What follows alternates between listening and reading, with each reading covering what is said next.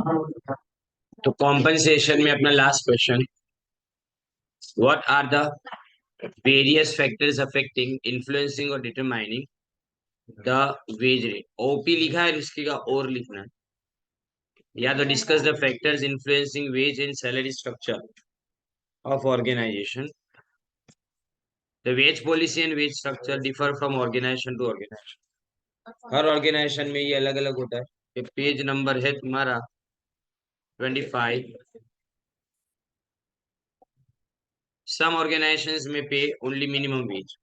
कुछ ऑर्गेनाइजेशन सिर्फ minimum wages पे करेंगे, लेकिन कुछ ऑर्गेनाइजेशन इससे ज्यादा, जिससे वो अट्रैक्ट करे बाहर के एम्प्लॉइज को, और साथ में अपने पास जो भी स्टाफ मेंबर्स हैं उसको रिटेन कर पाए।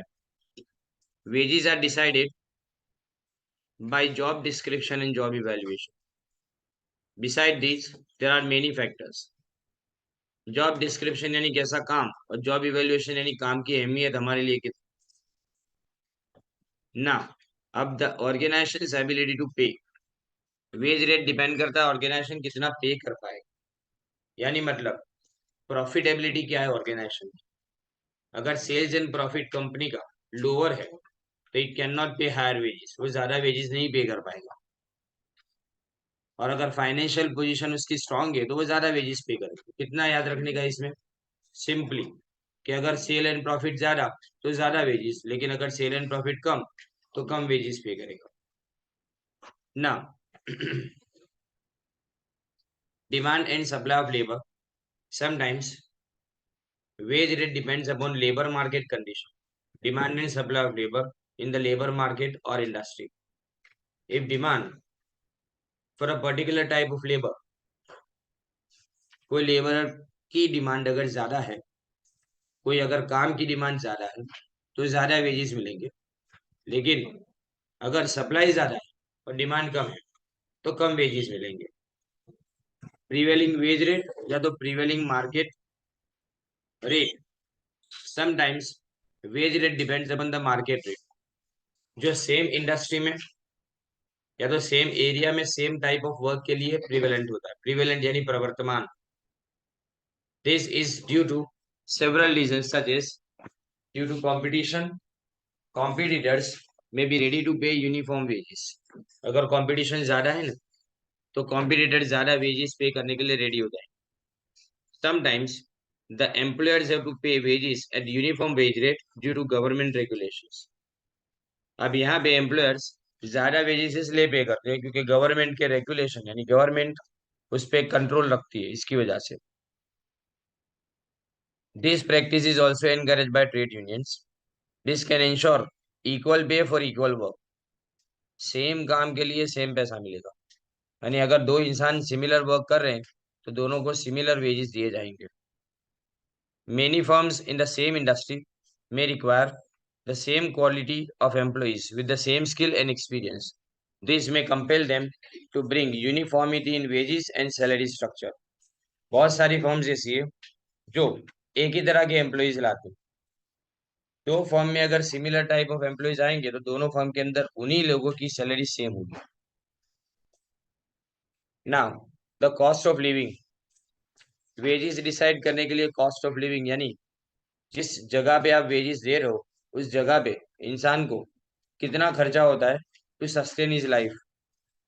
अभी समझो कि अगर इन्फ्लेशन ज्यादा है, price of goods and services constantly अगर बढ़ रही है, तो रियल इनकम लोगों की कम होगी, यानी परचेसिंग पावर रियल इनकम कम है, वो लोगों का कम होता जाएगा। So to maintain the real income at same level, employers को क्या करना पड़ेगा, वेजेस को बढ़ाने पड़ेंगे, सैलरीज को इंक्रीज करनी पड़ेगी। For example in India the DNS allowance is adjusted on the basis of changes in the cost of living of people. यानी डीएनएस अलाउंस मोंगवारी भत्तू देना पे, वो किस लिए दिया जाता है कि अगर महंगाई बढ़ती जाएगी तो सैलरी नहीं इंक्रीज होगी, लेकिन डीएनएस अलाउंस इंक्रीज किया जाएगा। The living veg. Sometimes wages are decided on the basis of the criteria of living wage. According to the criteria of living wage, wages paid should be sufficient or adequate to maintain the employee and family at a reasonable level. यानी family को maintain करने जितना पैसा तो मिलना चाहिए। इसका मतलब generally most of the employers do not favour this criteria. Reason ये है कि सबके लिए रीजनेबल लेवल अलग अलग होता है।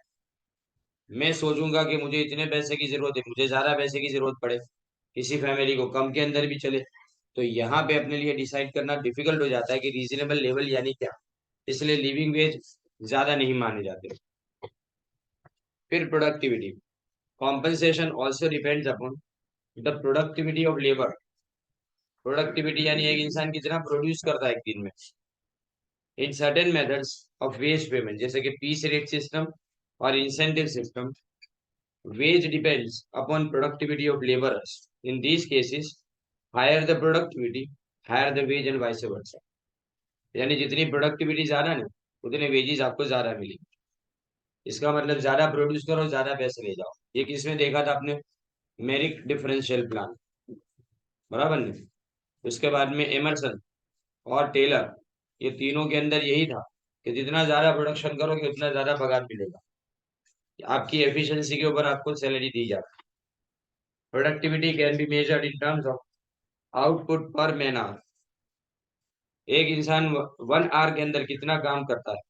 Actually it is very difficult to measure productivity of only labour separately, because productivity सब जो अकेला इंसान काम नहीं करता, बहुत सारे फैक्टर्स काम करते हैं। टाइम पे मटेरियल मिलना, इलेक्ट्रिसिटी बराबर से चलना, मशीन बराबर से चलना, बराबर मैनेजमेंट का अच्छा होना, ट्रेनिंग टाइम पे मिलना, ये सब मिलके एक इंसान की प्रोडक्टिविटी को डिसाइड करता है। अब बार्गेनिंग पावर यानी स्ट्रेंथ ऑफ ट्रेड यूनियन, यानी बार्गेनिंग कैपेसिटी ऑफ वर्कर्स।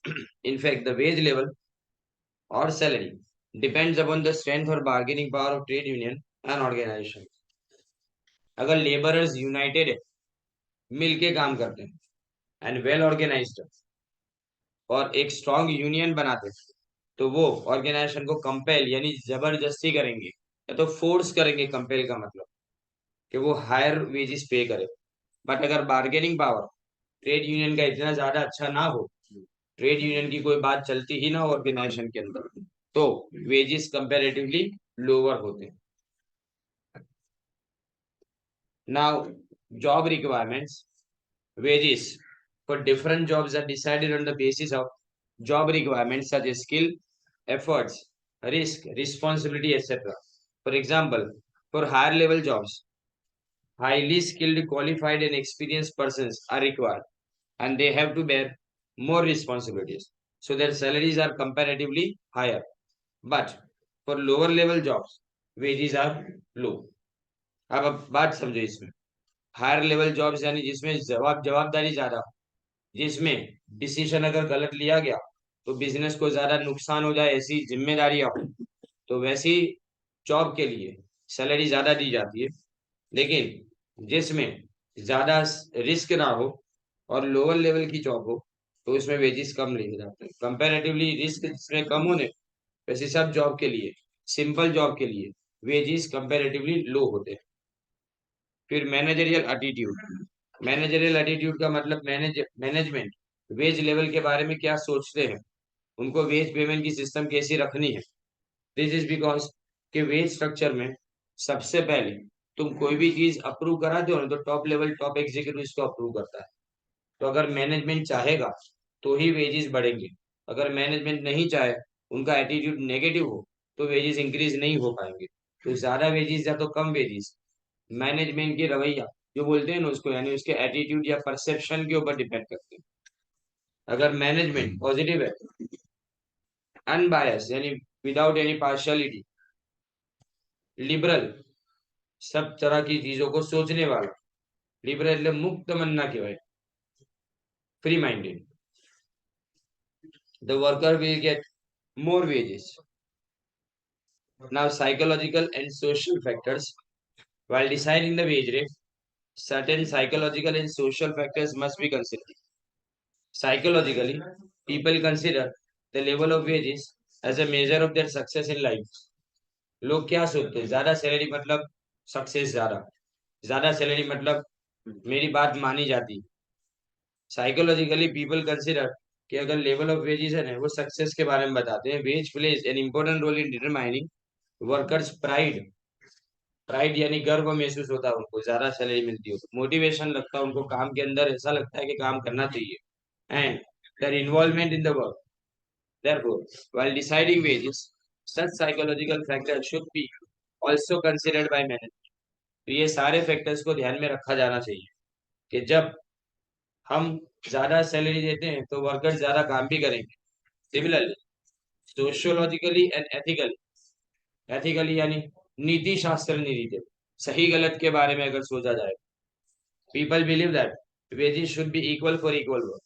सबको सिमिलर काम के लिए सिमिलर पैसा मिलना चाहिए। Wages should be reasonable in relation to their efforts. और मेहनत के मुताबिक पैसा मिलना चाहिए। There should be no discrimination. Discrimination यानी भेदभाव, difference, distinction on the basis of caste, colour and religion. जातिवाद ना चले। रेस यानी मतलब काले गोरे का भेदभाव ना चले। और रिलीजियन का भेदभाव ना चले। Management must consider this factor to ensure equity. Equity यानी समानता। फेयरनेस, फेयरनेस यानी आपको जो भी पैसा दिया जाए वो फेयर दिया जाए, यानी मतलब सामने वालों को नाराजगी ना हो उससे। एंड जस्टिस, न्याय से दिया जाए वो पैसा। फिर गवर्नमेंट रेगुलेशंस और legal requirements. Government has passed certain labor legislations like minimum wage act, payment of bonus act, बहुत सारे अलग अलग लेजिस्लेशन है। ग्रेचुइटी एक्ट भी है उसमें, पेंशन एक्ट भी है, ईएसआई एक्ट भी है। ये सब चीजों को ध्यान में रख के वेज डिसाइड करने पड़ते हैं। तो वेज इन सारे प्रोविजंस को ध्यान में रख के डिसाइड किए जाते हैं। Wages wages could not be less than wage rate as per minimum wage act. Minimum जितना लेना चाहिए उससे कम अगर हुआ नहीं तो गवर्नमेंट की तरफ से नोटिस मिलती है और आपको जवाब देना भारी पड़ जाए उसके बाद। Conditions of labour market and product market. Wage rate also depends upon the nature and conditions of labor market and product market. If there is perfect competition in the market, the wage rate may be equal to the value of marginal product of labor. But in imperfect competition, wages may be lower also। देखो, अगर perfect competition है ना, बाजार में सबको काम मिल रहा है, जितना काम है ना उतनी जॉब की आदत भी लोगों को पड़ गई है, लोग काम करते भी है और लोग कमाते भी। तो उस वक्त ने वेजेस ऑलमोस्ट सिमिलर रहेंगे।